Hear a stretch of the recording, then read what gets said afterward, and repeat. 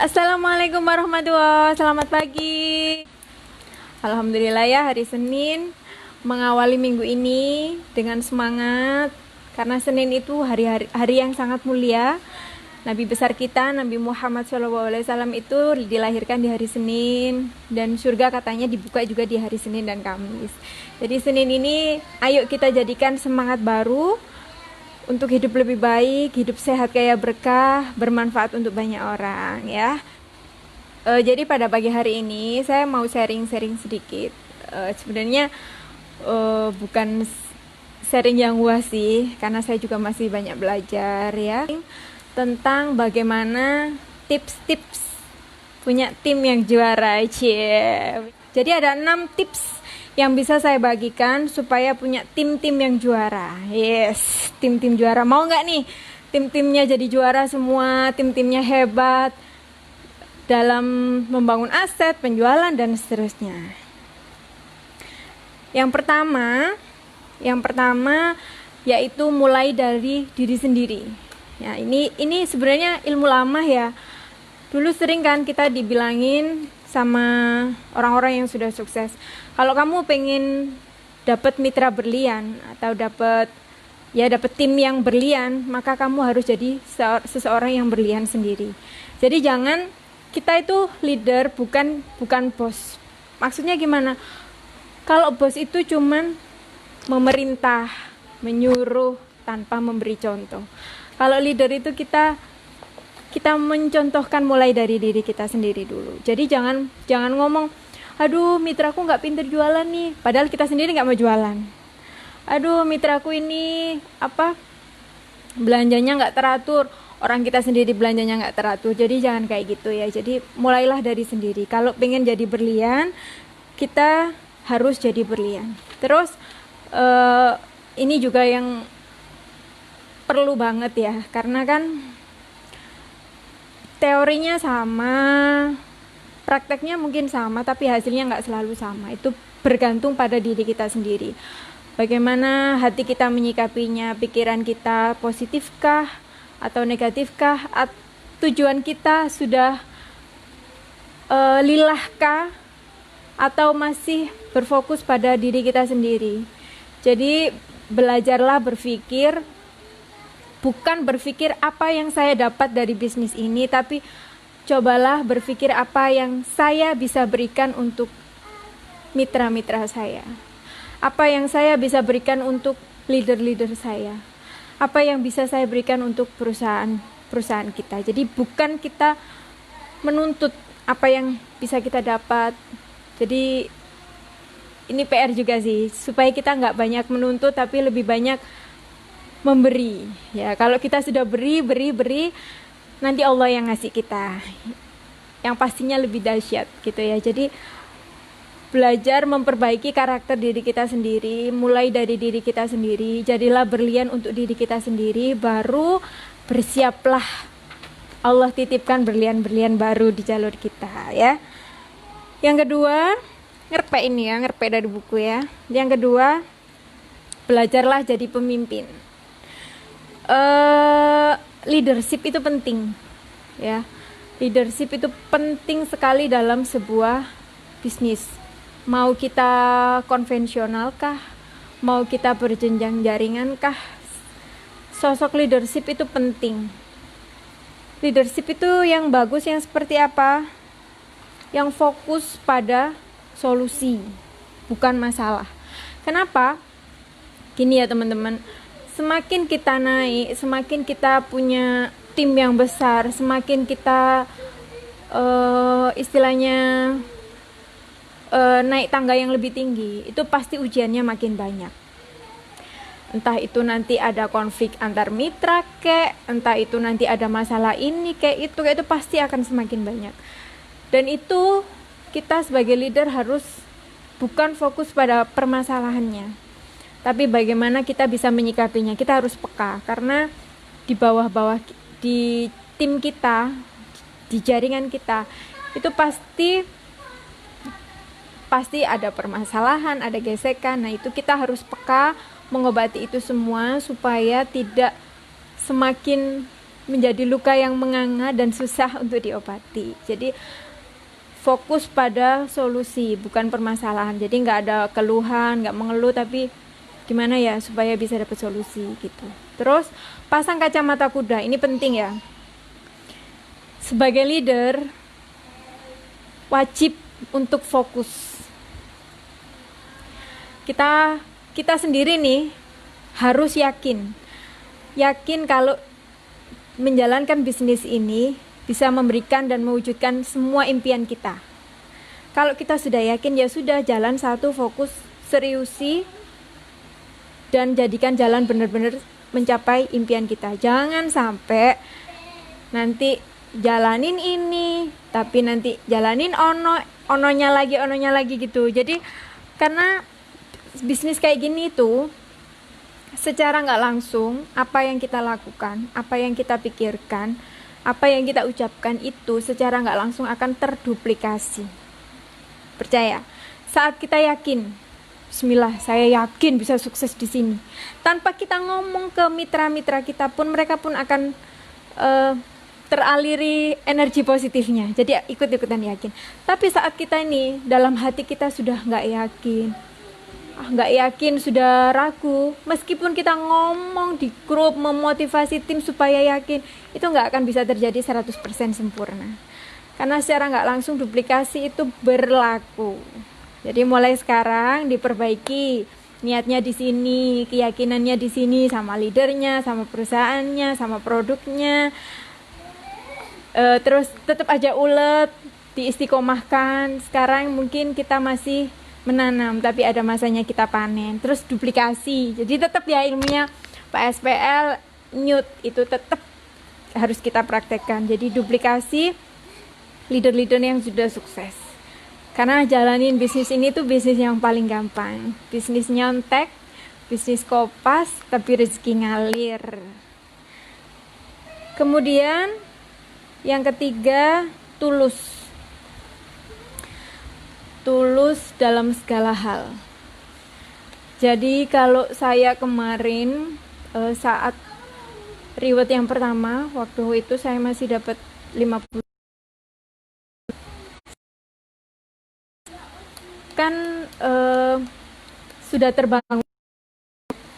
Hari ini saya dapat, maka besok saya harus bisa membuat tim saya juga dapat. Alirkan saja ketulusan itu, alirkan saja jadi saat kita japri mereka, saat kita pengen mereka membuatkan mereka target, saat kita ngomong di grup, itu benar-benar tulus, bukan untuk kita tapi untuk mereka. Bagaimana mereka bisa sukses, bagaimana mereka bisa mencapai reward mereka ya. Jadi kalau saat ini semua itu bisa tercapai, itu bahagia gitu, bahagia banget. Jadi tulus pokoknya. Jadi sebagai leader itu kita jangan ubahlah doa, ubahlah semua ikhtiar kita itu bukan untuk diri kita sendiri. Ubahlah semuanya, doa-doa kita, ikhtiar kita itu untuk tim, kesuksesan bersama. Jadi tulus gitu. Pokoknya yang tulus deh, jangan gini. Oh, kamu tak kasih target ini biar rewardku tembus. Nah, itu udah nggak tulus tuh. Oh, kamu harus melakukan target penjualan sekian biar aku komisinya sekian. Nah, itu udah nggak tulus tuh, udah lain tuh nanti jalannya. Jadi kita harus tulus, belajar tulus deh pokoknya. Hasilnya luar biasa. Terus tulus juga dalam menjaga hubungan baik. Jadi tim kita itu bukan budak yang kita suruh-suruh, yang mereka harus kerja keras untuk mewujudkan impian kita, bukan. Jadi mitra itu sahabat kita, tim kita, teamwork. Jadi kalau saya bilang sih, jaga keharmonisan di grup gitu, jaga keharmonisan di tim. Jangan cuman japri mitranya, cuman bilang, kamu waktunya belanja loh, hei kamu. Jadi coba japri mitranya, ya tulus saja, tanyain gimana kabarnya, Kalau saya biasanya sama tim itu sampai ada itu kegiatan rujaan bareng. Terus kalau di grup itu hampir setiap hari, jadi kita ada grup WA gitu ya. Hampir setiap hari kita pasti komunikasi di situ. Jadi nggak cuma ngomongin bisnis, ada yang curhat masalah apa, ada yang ya pokoknya macem-macem. Jadi akhirnya timbul kekeluargaan yang sangat erat gitu. Jadi kita kerjanya itu bukan atasan bawahan, tapi bersama-sama untuk kesuksesan bersama-sama. Jadi coba dijalin hubungan baik dengan tim-timnya. Belajar untuk tidak hanya japri mitra saat kita butuh atau saat kita pengen mereka belanja atau saat enggak, tapi kita japri mereka itu benar-benar mereka itu sahabat kita gitu. Mereka itu tim kita, mereka itu ya mitra kita gitu. Jadi jalin hubungan baik. Kalau ada gesekan itu pasti ya, namanya juga banyak kepala yang berkumpul jadi satu. Ya berdoa aja semoga kita dijauhkan dari gesekan-gesekan yang memecah belahkan kita. Jadi satu tim itu harus kompak untuk mencapai kesuksesan bersama ya. Yang keempat ini, yang keempat itu jadi memang leader itu multifungsi, multi talent gitu. Jadi yang keempat itu tipsnya leader harus bisa jadi motivator, jadi kompor terus yang siap meleduk gitu. Jadi kan namanya mitra ya, mitra itu kan up and down. Tugas kita selalu mengupkan semangat mereka, motivasi mereka, mengingatkan mereka atas impian-impian mereka. Jadi kita pun sebagai leader nggak boleh mut-mutan, nggak boleh kalau lagi mood ya dikerjain serius, kalau nggak mood ditinggalin, atau kalau nggak mood promo banyak, masih postingan banyak, kalau lagi nggak mood tidur aja. Jadi kita nggak bisa kayak gitu. Kalau saya selalu bilang sama teman-teman, kalau kamu pengen dapet rezeki seperti orang pekerja profesional, direksi misalkan, direktur misalkan, pebisnis yang sukses, kalau kamu pengen jadi orang-orang yang profesional itu gajinya ya, maka kamu harus bekerja profesional juga. Jadi konsisten, jadi kerjanya itu bukan bergantung pada mood kita. Oh kalau ini pengen ini semangat, kalau lagi nggak ada pengennya nggak semangat, nggak boleh kayak gitu. Justru kita yang harus jadi motivator, jadi kompor buat tim kita. Karena tim itu kan kadang itu ya sama ya manusia lah, up and down itu kan pasti. Jadi kita harus selalu mengingatkan mereka impian mereka, terutama buat tim-tim yang, buat mitra-mitra yang belum mewujudkan impiannya ke Baitullah. Itu PR banget. Kenapa? Karena saat ada mitra yang mendaftar kepada kita, secara nggak langsung mereka itu menitipkan impiannya di pundak kita. Itu amanah.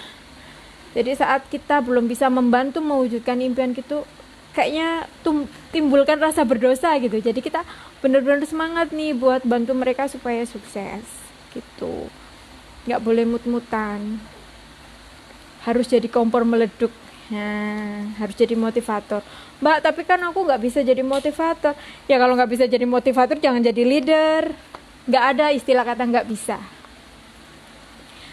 Yang ada cuma mau atau nggak mau.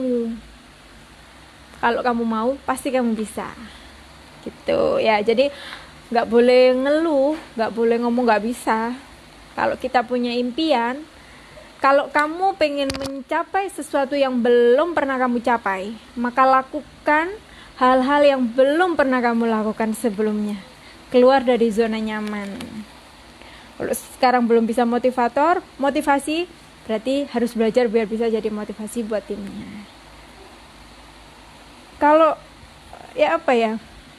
jadi kadang itu sedih gitu kalau dengar ada leader yang curhat gitu misalkan, timku itu gini nggak jalan loyo gitu. Terus kalau dibilangin ya udah sama motivasi di grupnya, ingatkan impian-impian mereka, jawabannya aku gak iso ngomong lah terus.